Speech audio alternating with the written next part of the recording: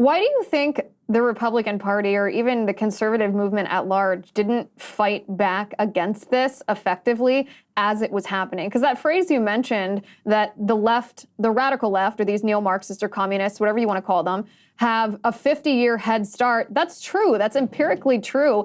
And I find it frustrating. I think a lot of people watching the show find it frustrating that Republicans haven't fought back effectively as the left did capture everything. Why do you think Republicans failed to do that?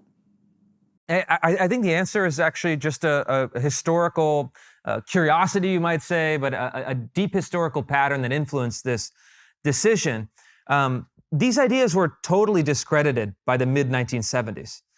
Even the New York Times op-ed page ridiculed Herbert Marcuse, condemned the Black Panther Party and the Black Liberation Army, and mocked the Weather Underground, even into the 1980s. And so even the establishment left had totally discredited and disavowed these ideas. And then you have, fast forwarding, 2 decades or a little more than 2 decades, you have the fall of communism, and then Republicans, liberals, Democrats all thought, we've ridden the world of the nightmare of communism. Everyone has now seen that it creates totalitarian societies, poverty, misery, death, genocide, war, for everything that we don't want. Nobody will take that ideology seriously ever again.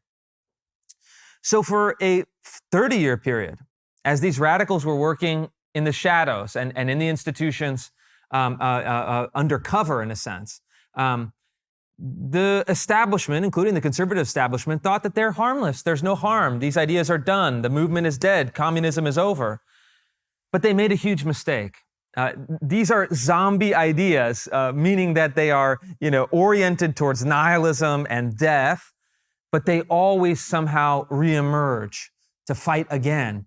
And so I think Republicans were caught flat-footed. They got complacent after the fall of communism. And then on top of that, they had this Reaganite idea that you should just leave the government alone. Don't touch the government. Don't lead the government. The government is bad. We don't want to participate in it.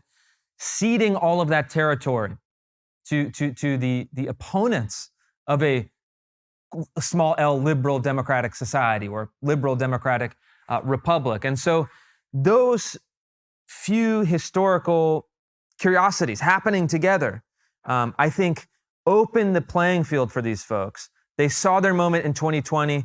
They reemerged with a vengeance. They reanimated the philosophy of the Black Panther Party that transformed into Black Lives Matter. They brought the ideology of the Weather Underground into the K through 12 classroom, and they revealed what I think of as the hideous face of their revolution that had been masked for so many years prior.